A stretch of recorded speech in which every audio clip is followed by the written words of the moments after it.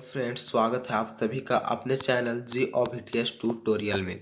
दोस्तों, आज का वीडियो जैक क्लास 11 के सभी स्टूडेंट के लिए मोस्ट इंपॉर्टेंट वीडियो रहने वाला है, क्योंकि दोस्तों आज की इस वीडियो में हम लोग जैक क्लास 11 का तो मॉडल क्वेश्चन इस वीडियो में हम लोग सॉल्व करने वाले हैं। और दोस्तों, मैं आप लोगों को बता दूं कि जैक क्लास 11 का जो है 27 फरवरी से जो है आप लोगों का एग्ज़ाम शुरू होने वाला है।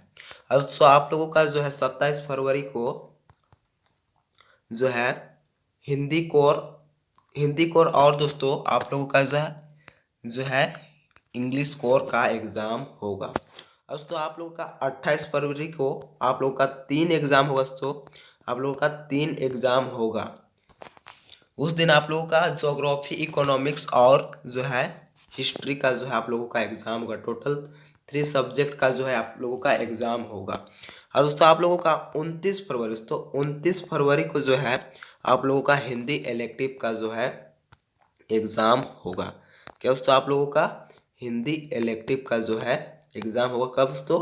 29 फरवरी को। तो आप लोगों का एग्ज़ाम जो होगा तो सेकेंड सिटिंग में जो है आप लोगों का हिंदी इलेक्टिव का एग्ज़ाम होगा। इस दोस्तों, आप वीडियो में शुरू से लेकर अंत तक बने रहिए दोस्तों। और आप वीडियो को देख लेने के बाद अपने सभी दोस्तों के पास शेयर जरूर कर दीजिएगा दोस्तों, ताकि उनको भी इस वीडियो से लाभ हो सके। और दोस्तों, आप चैनल पर पहली बार आए तो चैनल को सब्सक्राइब कर लीजिएगा दोस्तों, और बेल आइकन को जो ऑल पे सेट कर लीजिएगा, ताकि दोस्तों मैं जब भी वीडियो अपलोड करूँ तो सबसे पहले नोटिफिकेशन आपके पास पहुँचे।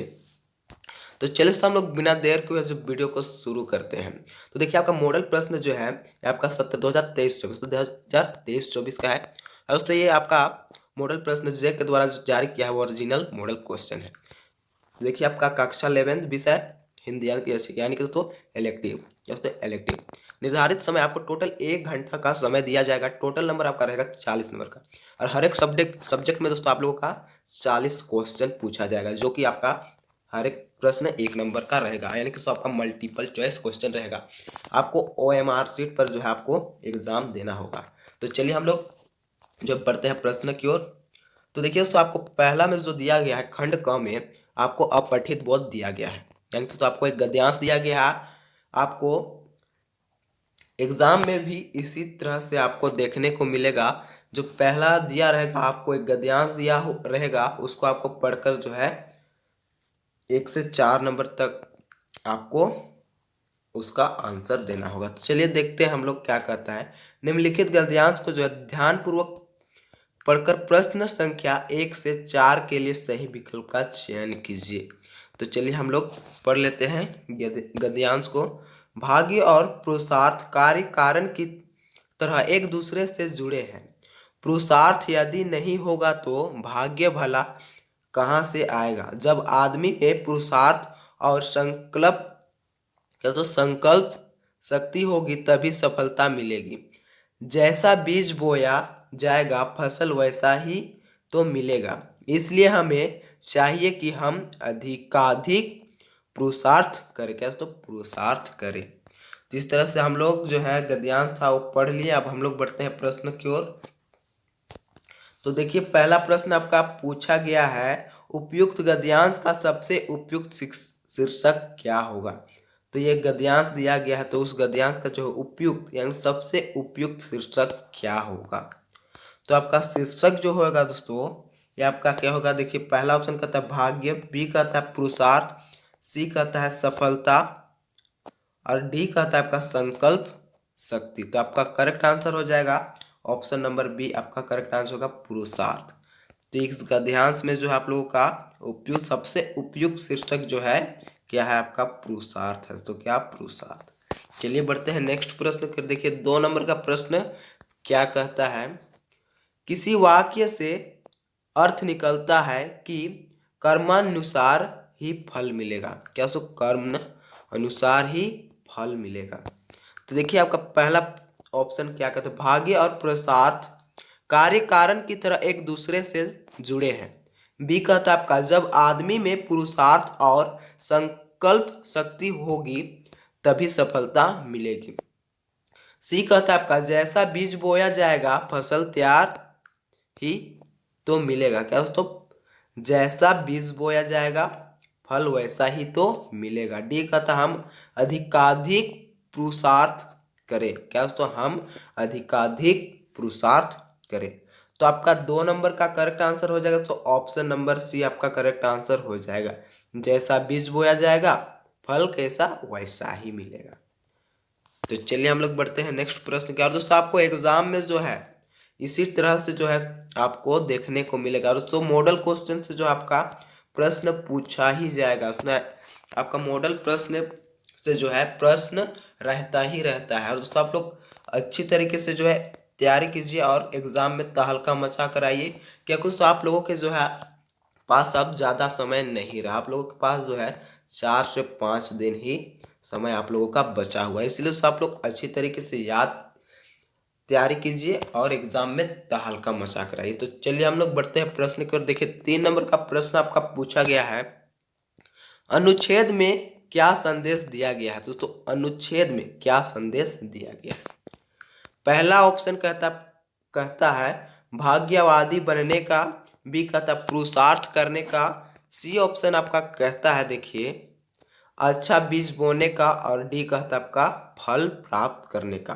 तो 3 नंबर का आपका करेक्ट आंसर हो जाएगा ऑप्शन नंबर बी, पुरुषार्थ करने का। तो पुरुषार्थ करने का।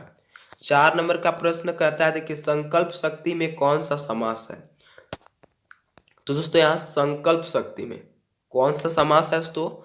तो पहला ऑप्शन कहता है देखिए ए नंबर तत्पुरुष समास। बी कहता है बहुव्रीहि समास। सी कहता है कर्मधारय समास। डी कहता है अव्ययी भाव समास। तो 4 नंबर का आपका करेक्ट आंसर हो जाएगा ऑप्शन नंबर ए, तत्पुरुष समास। क्या दोस्तों संकल्प शक्ति में आपका तत्पुरुष समास है। चलिए इस तरह से जो आपका 1 से 4 नंबर तक का जो था गद्यांश को पढ़कर उत्तर देना। तो इस तरह से हम लोग 4 तक देख लिया। आप बढ़ते हैं हम लोग नेक्स्ट। देखिए क्या कहता है, निम्नलिखित पद्यांश को ध्यान पूर्वक पढ़कर प्रश्न संख्या 5 से 8 के लिए सही विकल्प का चयन कीजिए। तो प्रश्न 5 से जो है 8 तक आपको जो है इस पद्यांश को पढ़कर उत्तर देना है। देखिए पद्यांश में क्या कहता है, जाति हाय री जाति कर्ण का हृदय क्षोभ से डोला, कुपित सूर्य की ओर देखकर वह वीर क्रोध से बोला, जाति जाति रटते जिनकी पूंजी केवल पाखंड, मैं क्या जानूं जाति, जाति है ये मेरी भुजदंड। क्या तो जाति है ये मेरे भुजदंड। तो देखिए आपका इस तरह से 5वां प्रश्न क्या कहता है, इन पंक्तियों में कवि ने किस चीज की चर्चा की है।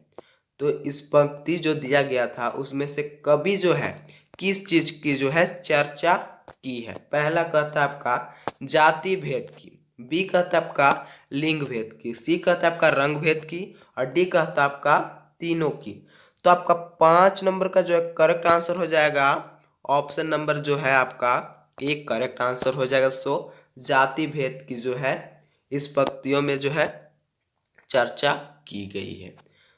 तो चलिए बढ़ते हैं नेक्स्ट प्रश्न की ओर। देखिए 6 नंबर का प्रश्न कहा गया है, कौन केवल जाति जाति रटते हैं। तो कौन जो है जाति जाति केवल रटते हैं। पहला ऑप्शन कहता है वीर। बी कहता है कुपित। सी कहता है पाखंडी। और डी कहता है भुज दंडी। तो 6 नंबर का आपका करेक्ट आंसर हो जाएगा ऑप्शन नंबर सी। तो पाखंडी जो है वे केवल जो है पाखंडी जाति जाति रटते हैं। देखिए 7वां प्रश्न कहता है सबसे उपयुक्त शीर्षक चुने। तो आपका चुनना है क्या, उपयुक्त शीर्षक। तो पहला ऑप्शन कहता है पाखंड। बी कहता है भुजदंड। सी कहता है वीर। और डी कहता है जाति। तो आपका 7वां प्रश्न का आंसर होगा ऑप्शन नंबर डी। तो सबसे उपयुक्त शीर्षक जो है आपका क्या है, जाति है। 8वां प्रश्न देखिए क्या कहता है, मैं क्या जानूं जाति में कौन सा अलंकार है। तो मैं क्या जानूं जाति में जो है कौन सा अलंकार है। पहला ऑप्शन कहता है रूपक अलंकार। बी कहता है प्रश्न अलंकार। सी कहता है उपमा अलंकार। और डी कहता है पुनरुक्ति प्रकाश अलंकार। तो आपका करेक्ट आंसर हो जाएगा 8 का ऑप्शन नंबर बी, प्रश्न अलंकार। तो मैं क्या जानूं जाति में आपका जो है प्रश्न अलंकार है। देखिए खंड ख, आपका खंड ख में जो है रचनात्मक लेखन तथा अभिव्यक्ति और माध्यम से आपका जो है प्रश्न पूछा गया है। तो 9 नंबर का प्रश्न आपका कहता है, देखिए छापा खाना से संबंधित निम्न में से सही जोड़ा कौन सा है। तो सही जोड़ा आपका कौन सा है। पहला ऑप्शन कहता है 1556 गोवा, बी कहता है आपका 1558 अहमदाबाद, सी कहता है आपका 1555 सूरत और डी कहता है आपका 1556 अहमदाबाद। तो छापाखाना से संबंधित छापाखाना आपका सबसे पहले जो है दोस्तों मैं आपको बता दूं, छापाखाना आपका सबसे पहले भारत यानी कि भारत में आपका सबसे पहले गोवा में स्थापित किया गया था। और ये आपका कब किया गया था। तो 1556 ईस्वी में गोवा में सबसे पहले यानी कि भारत में गोवा में जो है सबसे पहले स्थापित किया गया था। आपका करेक्ट आंसर हो जाएगा ऑप्शन नंबर ए। देखिए आपका 10 नंबर का प्रश्न पूछा गया है, हिंदी में प्रकाशित होने वाला पहला समाचार पत्र का नाम है। तो आपका हिंदी में जो है प्रकाशित होने वाला पहला समाचार पत्र का नाम उद्दत मार्तंड है। क्या तो उद्दत मार्तंड है। चलिए 11 नंबर का प्रश्न देखते हैं हम लोग, समाचार में कितने प्रकार के कारकों का उपयोग किया जाता है। तो आपका समाचार में जो है कितने प्रकार का कारकों का उपयोग किया जाता है। तो आपका 6 कारकों का जो है जो आपको प्रयोग किया जाता है। देखिए 12वां प्रश्न कहता है, किस प्रकार के पत्र व्यवहार में अभिनिवेदन समापन यानी भवदीय का प्रयोग होता है। तो ये आपका होता है। तो 12 नंबर का करेक्ट आंसर हो जाएगा ऑप्शन नंबर ए औपचारिक। तो औपचारिक।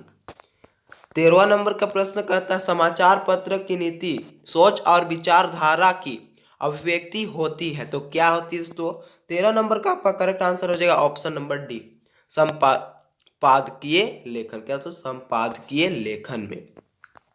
14 नंबर का प्रश्न आपका पूछा गया है, देखिए क्या कहता है, किसी एक विषय पर स्वर्गपूर्ण तथा समायक लिखित विचार कहलाता है।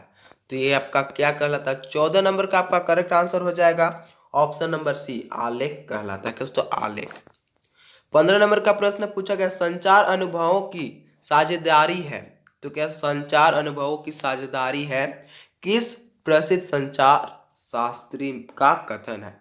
तो किस प्रसिद्ध संचार शास्त्री का कथन है। तो ये आपका है 15 का करेक्ट आंसर हो जाएगा ऑप्शन नंबर ए विलंबर श्रैम का। तो विलंबर श्रैम का। देखिए 16 नंबर का प्रश्न आपका पूछेगा, प्रिंट माध्यम के आविष्कार का श्रेय किसको है। तो प्रिंट माध्यम के आविष्कार का श्रेय आपका किसके है। तो ये आपका 16 नंबर का करेक्ट आंसर हो जाएगा ऑप्शन नंबर ए गुटेनबर्ग। क्या तो गुटेनबर्ग। 17 नंबर का प्रश्न पूछा गया है, मुद्रण ध्वनि दृश्य फिल्म आदि सभी प्रकार के संचार माध्यमों का संगम कहलाता है। तो ये आपका क्या कहलाता है। तो मुद्रण ध्वनि दृश्य फिल्म आदि ये किस संचार माध्यमों का संगम कहलाता है। तो ये आपका कहलाता है इंटरनेट। क्या तो इंटरनेट माध्यमों का संगम कहलाता है। आप लोग अच्छी तरीके से याद कर लीजिएगा। आप आज के समय में जो है इंटरनेट का बहुत ही ज़्यादा उपयोग किया जा रहा है।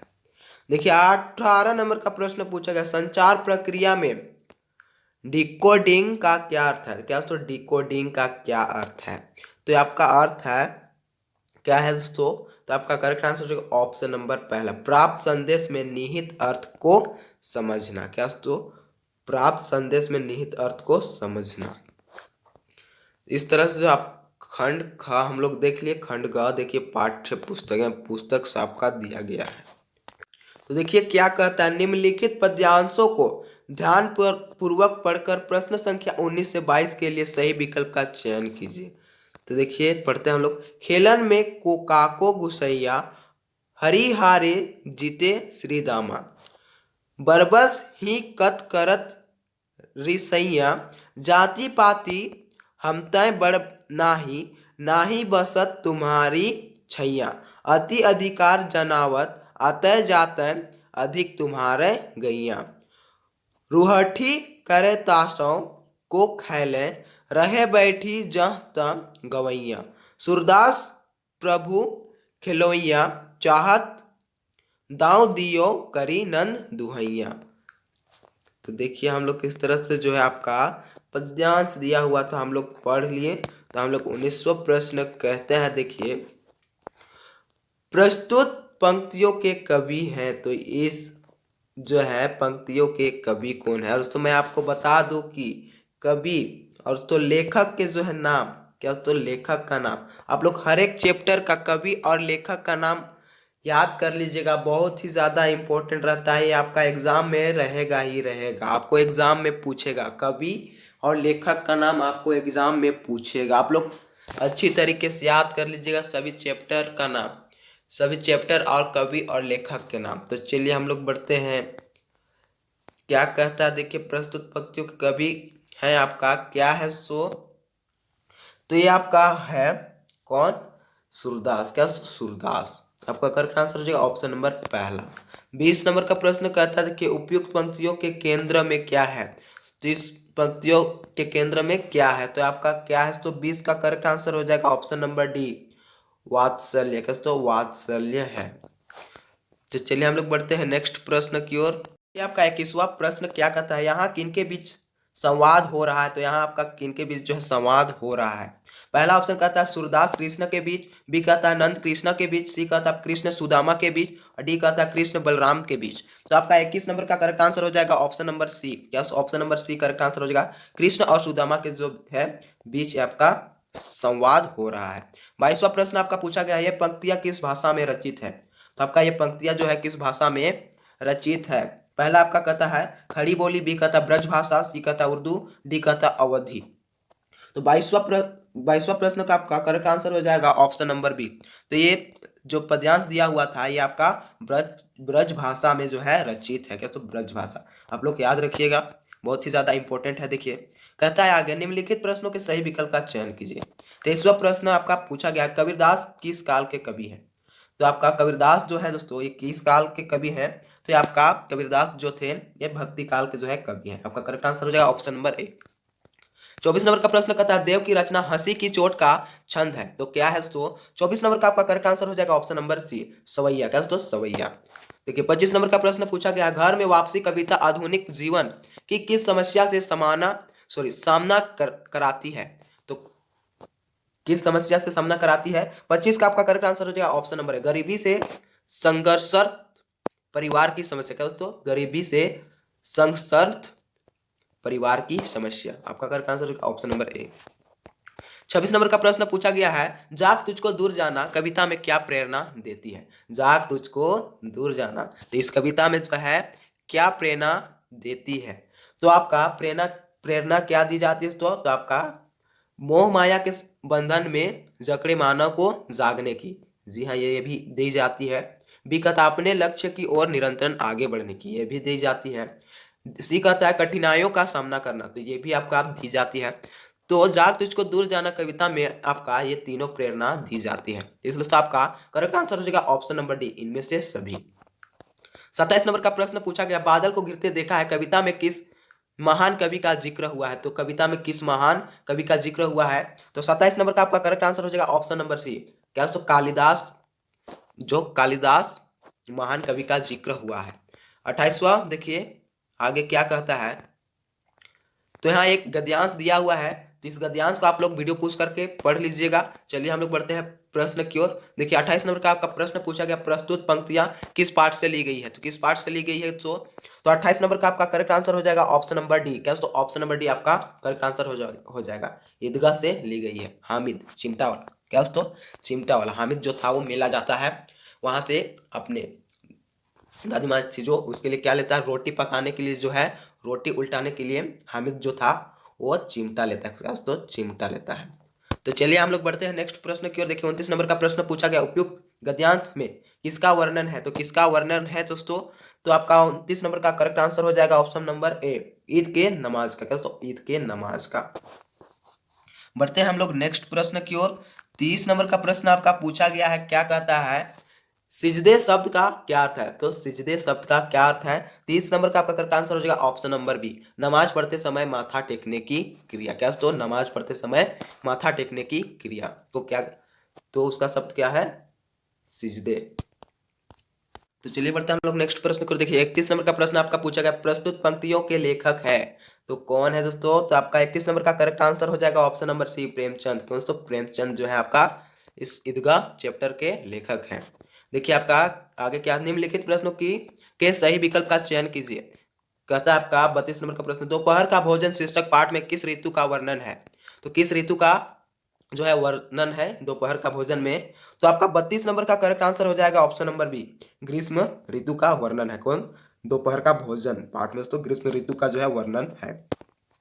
33 नंबर का प्रश्न पूछा गया, टार्च बेचने वाले पाठ में लेखक ने किस पर प्रहार किया? तो किस पर प्रहार किया? 33 नंबर का आपका करेक्ट आंसर हो जाएगा ऑप्शन नंबर सी, अस्थाओं का बाजी अस्थाओं का बाजा बाजारीकरण पर। क्या तो बाजारीकरण पर।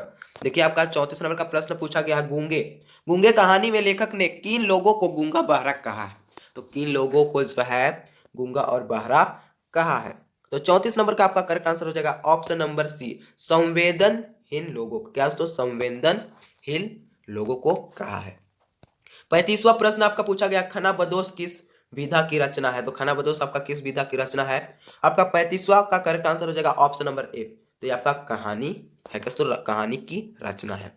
36 नंबर में देखिए कहता है, जिस परिवार में पिता बौद्ध, माता ईसाई, बेटी मुसलमान और बेटा सत्याधर्मी हो वह परिवार एक आदर्श परिवार है। आदर्श परिवार के बारे में यह किन की अवधारणा है? तो आपका किन की अवधारणा है? तो 36 का करेक्ट आंसर हो जाएगा option number D, Jyotiba Phule. क्या तो ज्योतिबा फूले।